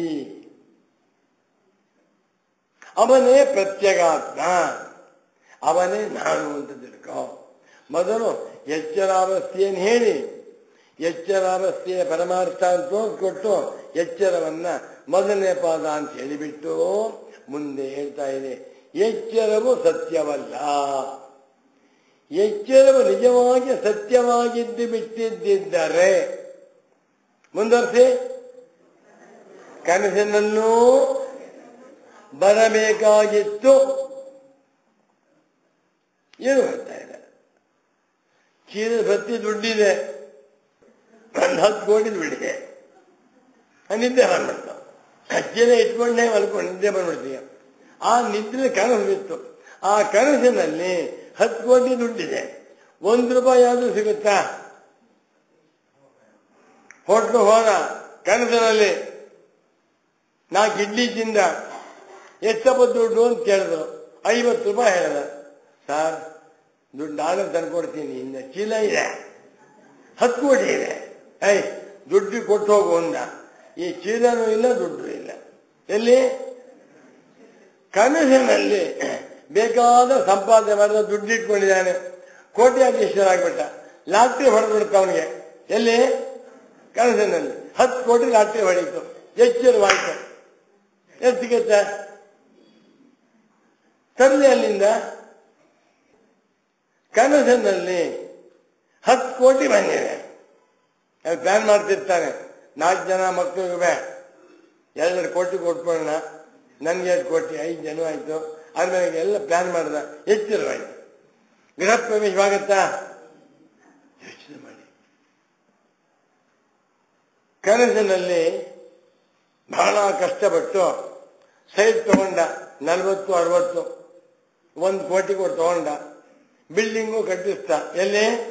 ಕನಸಿನಲ್ಲಿ. ಇನ್ವಿಟೇಷನ್ ಪ್ರಿಂಟ್ ಮಾಡಿಬಿಟ್ಟ, ಎಲ್ಲರೂ ಬರಬೇಕು ಅಂತ. ಏನು ಗ್ರ್ಯಾಂಡ್ ಏರ್ಪಾಡಾಗ್ತಾ ಇದೆ. ಎಚ್ಚರವಾಯ್ತು. ಇನ್ವಿಟೇಷನ್ ಕೊಟ್ಟಿದ್ದಲ್ಲ, ನೀವು ಕೊಟ್ಟಿದ್ದಾನ ಮನೆ? ಅಯ್ಯೋ ಏನೂ ಇಲ್ವಲ್ಲ. ಕನಸಿನ ಅರಮನೆ ಕಟ್ಕೊಂಡಿದ್ದ. ಎಚ್ಚರದಲ್ಲಿ ಎಲ್ಲಿರ್ತಾನವನು? ಟೆರಾಫ್ ಹಾಸ್ಯ ಅಥವಾ ಒಂದು ಚಾಪೆ ಮಂಚ. ಯಾಕೆ ಅಂದ್ರೆ ಕನಸಿನಿಂದ ಎಚ್ಚರಕ್ಕೆ ಏನು ಬರ್ತಾ ಇಲ್ಲ. ಆದರೆ 2 ಅವಸ್ಥೆ ನನಗಾಗ್ತಾ ಇದೆ. ಎಚ್ಚರವನ್ನು ನೋಡ್ತಾ ಇದ್ದೇನೆ, ಕನಸನ್ನು ಬೆಳಗ್ತಾ ಇದ್ದೇನೆ. ಎಚ್ಚರವು ಇದ್ದದ್ದನ್ನು, ಬಂದದ್ದನ್ನು, ಹೋದದ್ದನ್ನು ಬೆಳಗುತ್ತಾ ನಿರ್ಲಿಪ್ತರಾಗಿದ್ದೇನೆ ನಾನು, ಅವನೇ ಆತ್ಮ. ಎಚ್ಚರವಿದ್ದಾಗ ಕನಸಿಲ್ಲ, ನಾನಿದ್ದೇನೆ. ಕನಸಿದ್ದಾಗ ಎಚ್ಚರವಿಲ್ಲ, ನಾನಿದ್ದೇನೆ. ಇನ್ನು ಸುಷುಪ್ತಿ ಬಂತು ಅಂತ ಇಟ್ಕೊಳ್ಳಿ, ದೇವರೇ ಗತಿ. ಸುಷುಪ್ತಿ ಅಂದ್ರೇನು?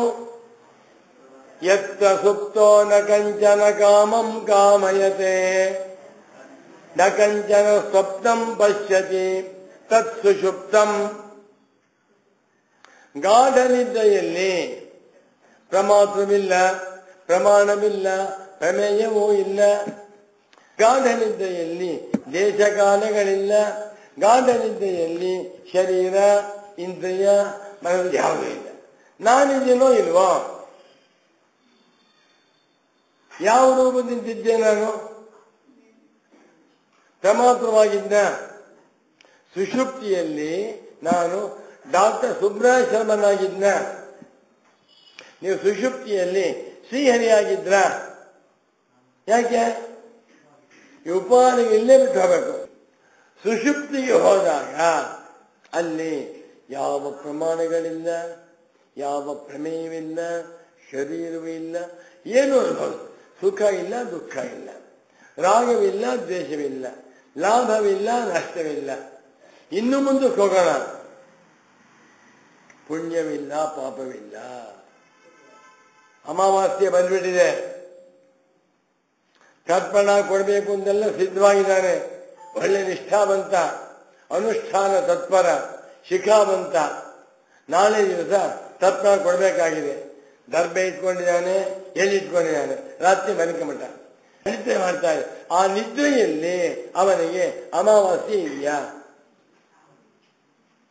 ಸಂಕ್ರಮಣವಿದೆಯಾ, ಗ್ರಹಣವಿದೆಯಾ, ಪುಣ್ಯ ಪಾಪ ಯಾವುದಿದೆ ನೋಡಿ.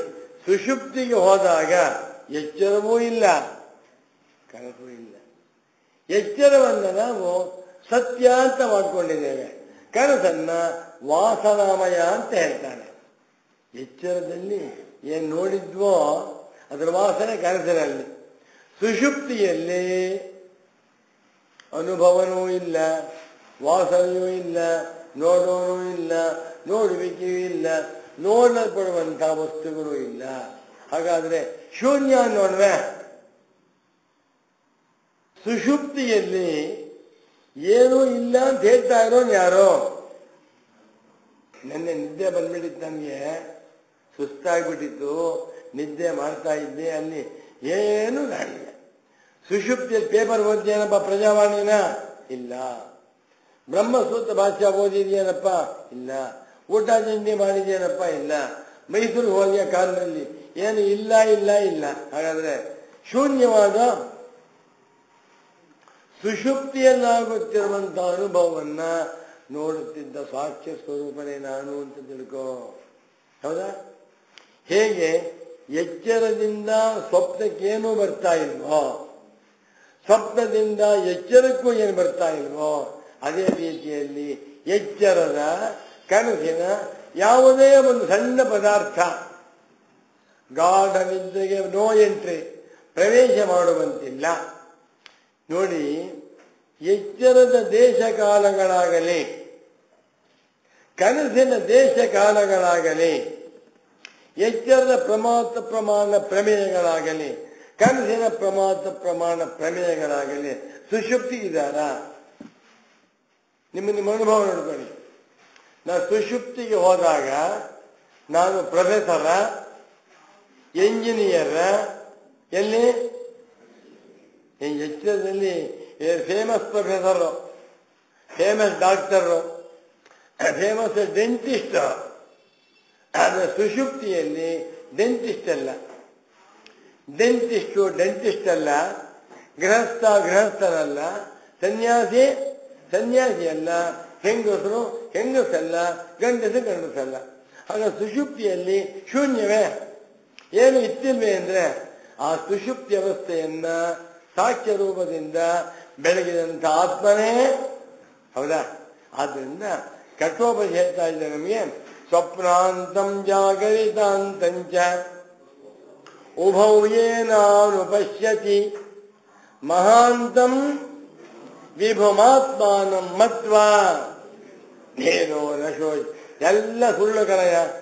ಇದನ್ನೇ ಬಿಟ್ಟು ಗೌಡಪಾದಾಚಾರ್ಯರು ಏನಂತ ಅವರು ಶುರು ಮಾಡ್ತಾ ಇದ್ದಾರೆ. ಎರಡನೇ ಪ್ರಕರಣದಲ್ಲಿ ಆಗಮ ಪ್ರಕರಣ, ಎರಡನೇದು ವೈದತ್ಯ ಪ್ರಕರಣ. ಹೇಳ್ತಾರೆ ಅವರು ಎಲ್ಲ ಪದಾರ್ಥಗಳು ಕೂಡ ವಿತಥೈ ಸರ್ವ ವಿತಥೈ ಸಂತಹ ವಿತಥ ಇವ ದೃಶ್ಯಂತೆ, ಎಲ್ಲವೂ ಸುಳ್ಳಾಗಿದ್ರೂ ಕೂಡ ಸತ್ಯವಾಗಿರುವಂತೆ ತೋರ್ತಾ ಇವೆ.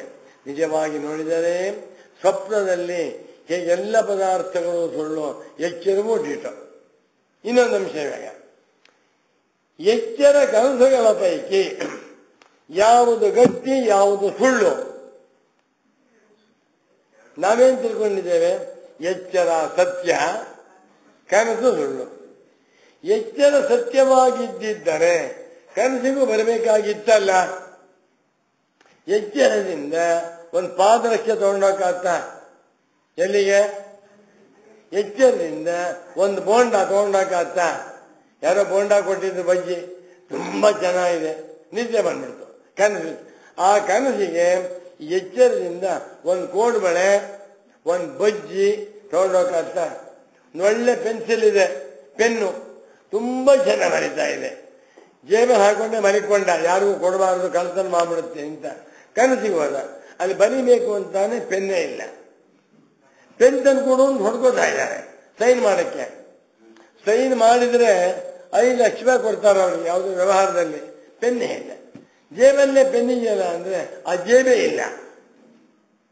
ಅಂಗಿ ಬಳಿ ಜೇಬೆ ಇದೆಯಲ್ಲ ಅಂದ್ರೆ ಅಂಗಿನೇ ಇಲ್ಲ.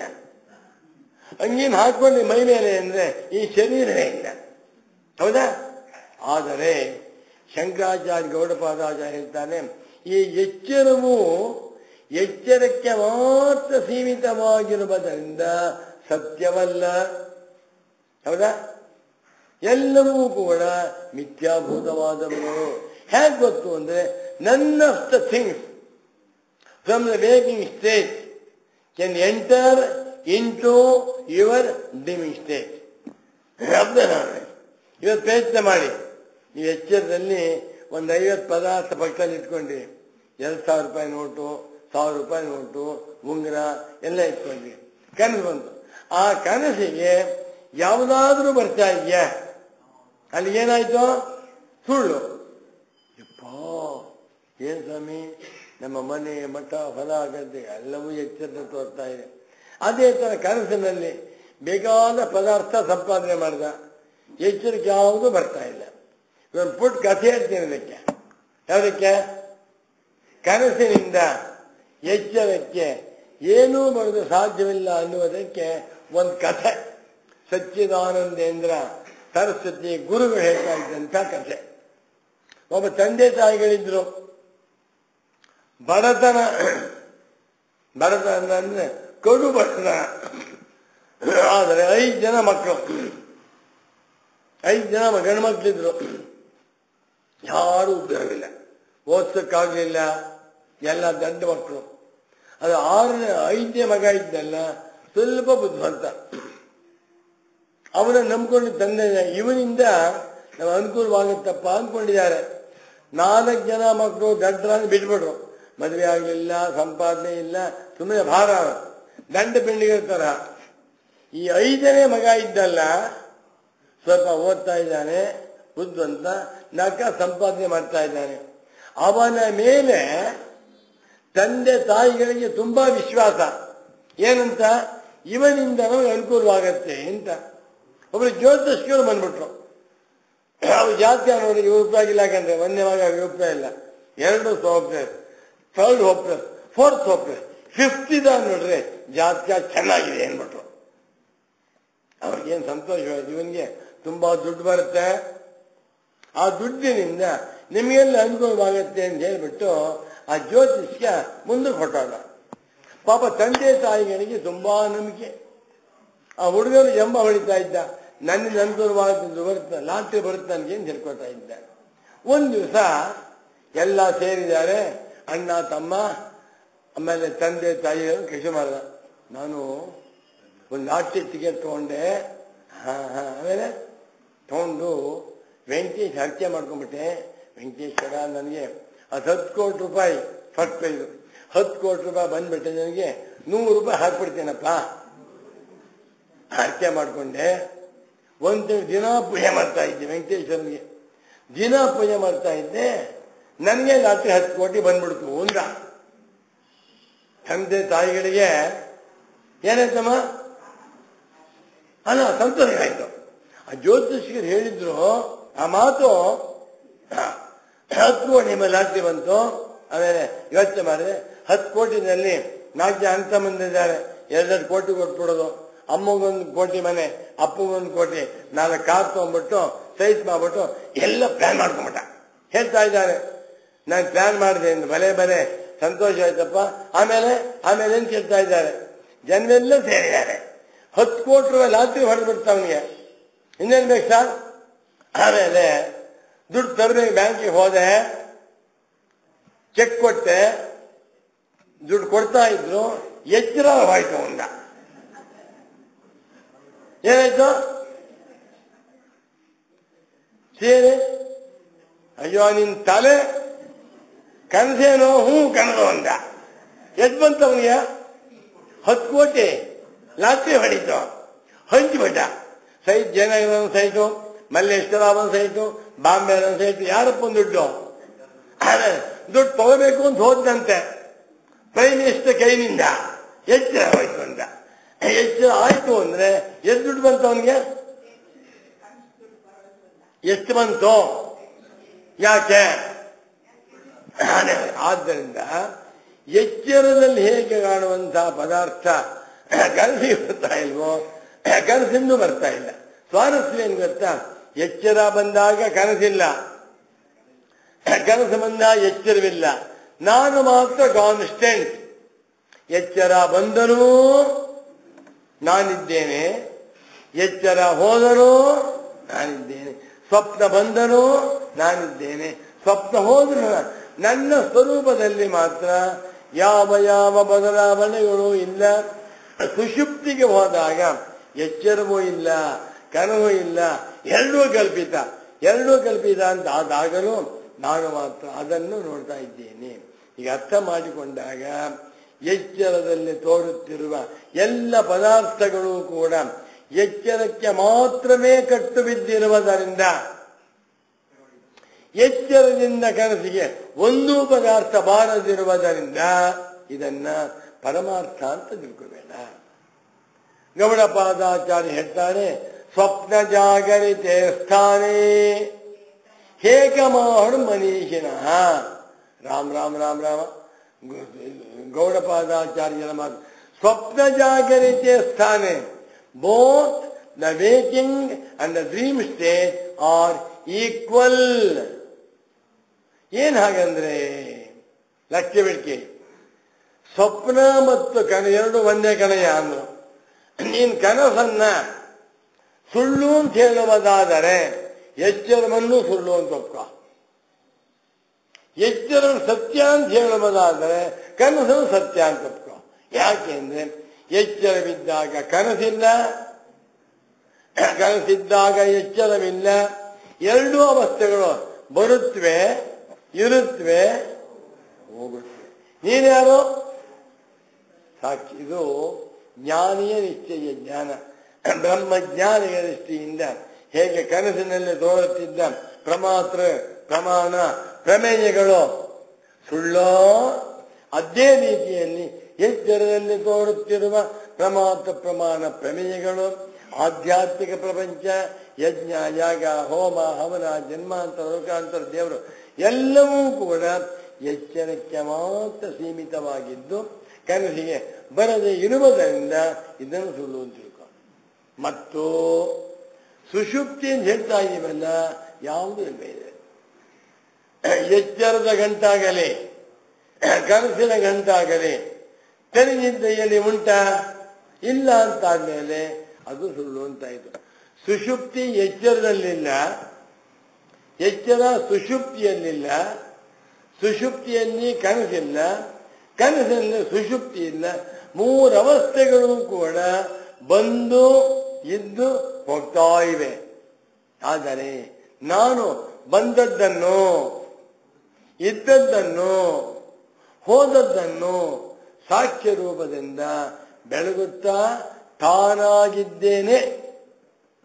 ಸಚ್ಚಿದಾನಂದೇಂದ್ರ ಸರಸ್ವತಿ ಸ್ವಾಮಿಗಳ ಮಾಧ್ಯಮಕ್ಕೆ ಇಟ್ಕೊಳ್ಳಿ. ನಾನು ತಾನು ಎನ್ನುವ ಬದಲಾವಣೆ ಆಗ್ತಾ ಹೋಗ್ತಾ ಇದೆ.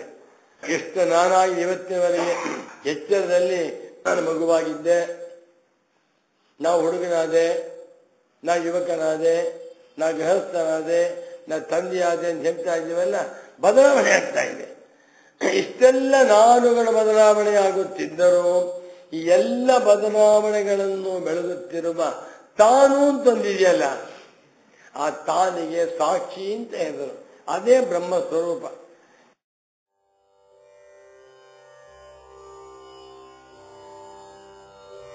ನೋಡುತ್ತಲಿರುವೆನು ನಾನೆಲ್ಲ ವಿಜ್ಞಾನಾತ್ಮಾ ಸಹ ದೇವೈಶ್ಚ ಸರ್ವೈಃ ಪ್ರಾಣಾಭೂತಾನಿ ಸಂಪ್ರತಿಷ್ಠಂತಿ ಯತ್ರ ತದಕ್ಷರಂ ವೇದಯತೆ ಯಸ್ತು ಸೌಮ್ಯ ಸ ಸರ್ವಜ್ಞಃ ಸರ್ವಮೇವಾವಿವೇಶ.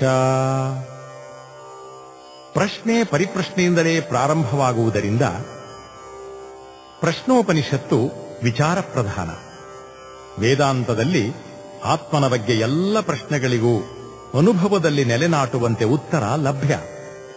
ಆದರೆ ಅಧ್ಯಾರೋಪಾಪವಾದ ಸಂಪ್ರದಾಯ ತಿಳಿದವರು ಮಾತ್ರ ಸರಿಯಾಗಿ ಉತ್ತರಿಸಬಲ್ಲರು.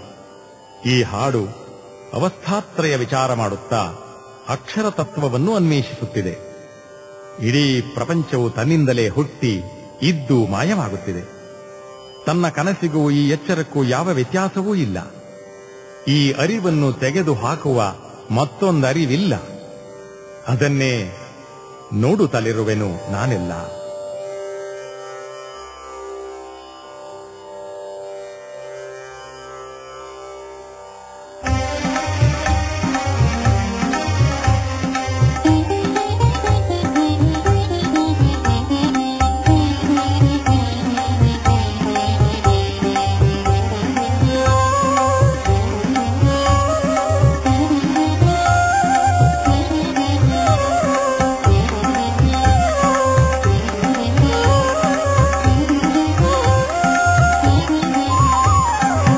ನೋಡುತ್ತಲಿರುವೆನು ನಾನೆಲ್ಲ, ನೆರೆ ನೋಡಲು ನಾನಲ್ಲದೇನಿಲ್ಲ.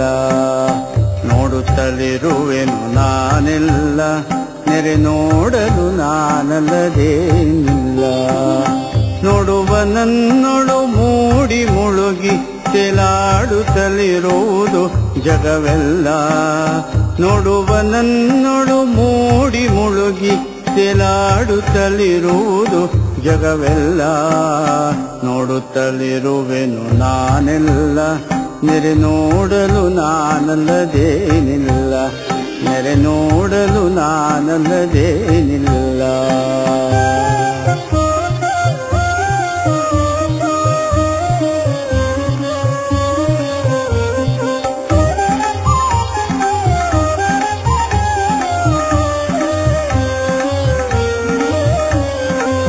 ಮನಸ್ಸು ಕರಣ ದೇಹವಿದೆಲ್ಲ ಎನ್ನ ಕನಸಲ್ಲದೆ ಬೇರಿನ್ನಿಲ್ಲ.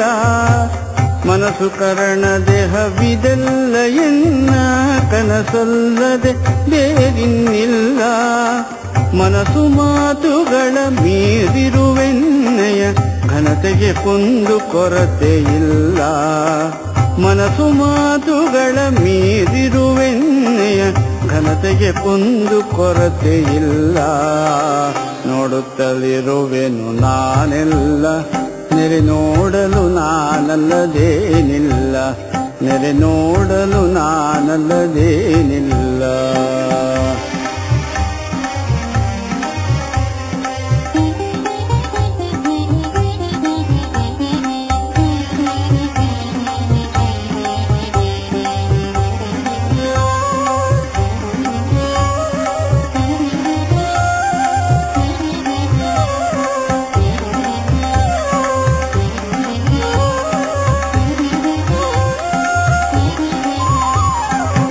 ನಿದ್ರೆ ಕನಸು ಎಚ್ಚರವೆಲ್ಲ ಚಿನ್ಮೋದ್ರಿತವಾಗಿಯೇ ಇಹುದಲ್ಲ. ನಿದ್ರೆ ಕನಸು ಎಚ್ಚರವೆಲ್ಲ ಚಿನ್ಮೋದ್ರಿತವಾಗಿಯೇ ಇಹುದಲ್ಲ. ಇದ್ದಂತಿಹ ಪರಿಶುದ್ಧದರಿವನಿದ ಹೊದ್ದದ ವಸ್ತುವೆ ತಾನೆಲ್ಲ. ಇದ್ದಂತಿಹ ಪರಿಶುದ್ಧದರಿವನಿದ ಹೊದ್ದದ ವಸ್ತುವೆ ತಾನೆಲ್ಲ. ನೋಡುತ್ತಲಿರುವೆನು ನಾನೆಲ್ಲ, ನೆರೆ ನೋಡಲು ನಾನಲ್ಲದೇನಿಲ್ಲ. ನೆರೆ ನೋಡಲು ನಾನಲ್ಲದೇನಿಲ್ಲ.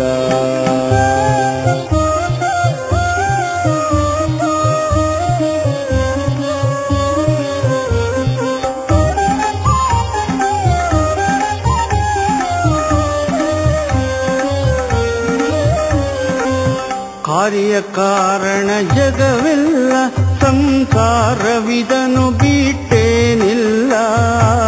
ಕಾರ್ಯಕಾರಣ ಜಗವೆಲ್ಲ ಸಂಸಾರವಿದನು ಬಿಟ್ಟೇನಿಲ್ಲ. ಕಾರ್ಯಕಾರಣ ಸಾಕ್ಷಿಯನಗೆ ಇದರೇ ಇಳಿತದ ಸೋಂಕೇನಿಲ್ಲ. ಕಾರ್ಯಕಾರಣ ಸಾಕ್ಷಿಯನಗೆ ಇದರೇ ಇಳಿತದ ಸೋಂಕೇನಿಲ್ಲ. ನೋಡುತ್ತಲಿರುವೆನು ನಾನೆಲ್ಲ, ನೆರೆ ನೋಡಲು ನಾನಲ್ಲದೇನಿಲ್ಲ. ನೆರೆ ನೋಡಲು ನಾನಲ್ಲದೇನಿಲ್ಲ.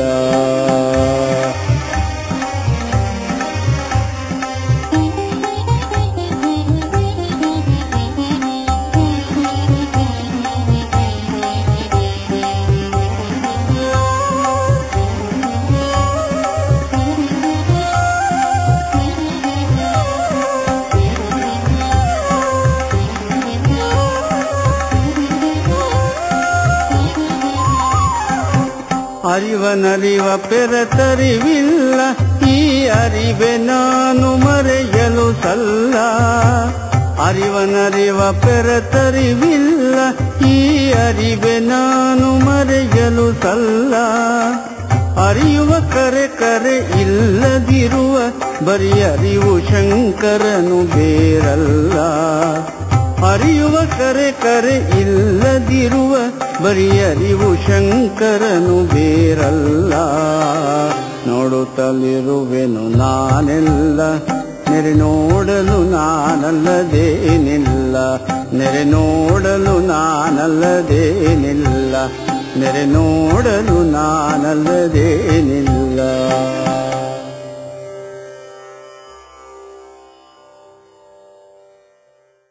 ನೀನೇ ಬ್ರಹ್ಮವಾಗಿದ್ದೀಯ ಎನ್ನುವಾಗ ಏನ್ ಬ್ರಹ್ಮ ಅಂದ್ಬಿಟ್ರೆ ಹಿರಣ್ಯ ಗರ್ಭ ಸರಸ್ವತಿ ಗಂಡ ಅಂತ ಅರ್ಥ ಮಾಡ್ಕೋಬಾರ್ದು. ಬ್ರಹ್ಮ ಅಂತ ಯಾವುದು? ಸಾಕ್ಷಿಯಾಗಿ ಬೆಳಗುತ್ತಿರುವ ನಿತ್ಯ ಶುದ್ಧ, ನಿತ್ಯ ಬುದ್ಧ, ನಿತ್ಯ ಮುಕ್ತವಾಗಿರುವಂತಹ ಚೈತನ್ಯ. ಹೀಗೆ ಮೂರವಸ್ಥೆಗಳು ಬದಲಾವಣೆಯಾಗ್ತಾ ಇವೆ. ಒಂದಿದ್ದಾಗ ಮತ್ತೊಂದಿಲ್ಲ. ನಿಜವಾಗಿ ನೋಡಿದರೆ ಮೂರವಸ್ಥೆಗಳು ನನ್ನಲ್ಲಿ ಕಲ್ಪಿತವಾಗಿ ತೋರ್ತಾ ಇವೆ. ಹೇಗೆ ಕನಸಿಗೆ ಹೋದಾಗ ನನ್ನಲ್ಲಿ ಕನಸು ತೋರ್ತಾ ಇತ್ತು, ಹೇಗೆ ಸುಷುಪ್ತಿಗೆ ಹೋದಾಗ ಕನಸು ಇಲ್ಲವೋ ಅದೇ ರೀತಿಯಲ್ಲಿ ಎಚ್ಚರಾವಸ್ಥೆಯು ನನ್ನಲ್ಲಿ ತೋರ್ತಾ ಇದೆ. ನಾನು ಮಾತ್ರ ಎಚ್ಚರಾವಸ್ಥೆಗಾಗಲಿ, ಕನಸಿಗಾಗಲಿ, ಸುಷುಪ್ತಿಗಾಗಲಿ ಮೂರವಸ್ಥೆಗಳಿಗೂ ಅಂಟುಕೊಳ್ಳದೆ ಮೂರವಸ್ಥೆಗಳನ್ನು ಬೆಳಗುತ್ತಿರುವ ಕೂಟಸ್ಥನಾದ ಸಾಕ್ಷ್ಯ ಸ್ವರೂಪನಾದ ಆತ್ಮನೇ ನಾನು ಅಂತ ತಿಳಿದವನೇ ಬ್ರಹ್ಮಜ್ಞಾನಿ. ಒಂದು ದೃಷ್ಟಾಂತ ಕೊಟ್ಟು ಮುಗಿಸ್ಬಿಡ್ತೇನೆ ಇದನ್ನು. ಒಂದು ರೈಲ್ವೆ ಸ್ಟೇಷನ್ನು, 3 ಟ್ರೈನ್ ಬರ್ತಾ ಇದೆ ಅಲ್ಲಿ.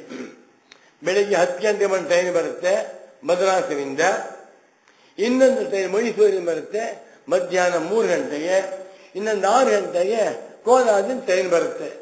3 ಟ್ರೈನು 3 ಕಾಲದಲ್ಲಿ ಬರ್ತಾ ಇದೆ. ಬೆಳಿಗ್ಗೆ ಚೆನ್ನೈ ಟ್ರೈನ್ ಬಂದಾಗ ಮೈಸೂರು ಟ್ರೈನ್ ಇಲ್ಲ, ಮೈಸೂರು ಟ್ರೈನ್ ಬಂದಾಗ ಚೆನ್ನೈ ಟ್ರೈನ್ ಇಲ್ಲ, ಕೋಲಾರ ಟ್ರೈನ್ ಬಂದಾಗ ಚೆನ್ನೈ ಟ್ರೈನು ಇಲ್ಲ, ಮೈಸೂರು ಟ್ರೈನು ಇಲ್ಲ. ಹೌದಾ? ಅವರಿಗೆ ಆ ಟ್ರೈನಲ್ಲಿದ್ದಂತಹ ಪ್ಯಾಸೆಂಜರ್ಸ್ಗೆ ಬೇರೆ ಟ್ರೈನ್ ವಿಷಯ ಗೊತ್ತಿಲ್ಲ. ಚೆನ್ನೈ ಪ್ಯಾಸೆಂಜರ್ಸ್ಗೆ ಚೆನ್ನೈ ಟ್ರೈನ್ ವಿಷಯ ಗೊತ್ತೇ ಬರ್ತವೆ, ಮೈಸೂರು ಟ್ರೈನ್ ವಿಷಯ ಗೊತ್ತಿಲ್ಲ. ಅವ್ರು ನೀವು ಕೇಳಿ, ಎಷ್ಟೊತ್ತಿ ಬರ್ತಪ್ಪ ಮೈಸೂರು ಟ್ರೈನ್ ಅಂದ್ರೆ ನಮ್ಗೆ ಗೊತ್ತಿಲ್ಲ ಅಂತಾನೆ. ಮೈಸೂರು ಟ್ರೈನ್ ಬಂತಲ್ಲ ಅವ್ರನ್ನ ಕೇಳಿ, ಚೆನ್ನೈ ಟ್ರೈನ್ ಹೊಟ್ಟೋಯ್ತಾ ಅಂದ್ರೆ ನನಗೆ ಗೊತ್ತಿಲ್ಲ ಅಂತಾನೆ. ಸಾಯಂಕಾಲ ಟ್ರೈನ್ ಬರುತ್ತೆ ಅವನ್ ಕೇಳಿ ಗೊತ್ತಿಲ್ಲ ಅಂತಾನೆ. ಆಯಾ ಟ್ರೈನ್ ನಲ್ಲಿದ್ದಂತಹ ಪ್ಯಾಸೆಂಜರ್ಸ್ಗೆ ಬೇರೆ ಟ್ರೈನ್ ವಿಷಯ ಗೊತ್ತಿಲ್ಲ. 3 ಹೌದಾ, ಬಂತು ಇತ್ತು ಹೋಯ್ತು. ಆದರೆ ಆ 3 ಟ್ರೈನ್ಗಳ ಅರೈವಲ್ ಅನ್ನು ಡಿಪಾರ್ಚರ್ ಅನ್ನು ನೋಡಿದಂತ ವ್ಯಕ್ತಿ ಯಾರು? Station master.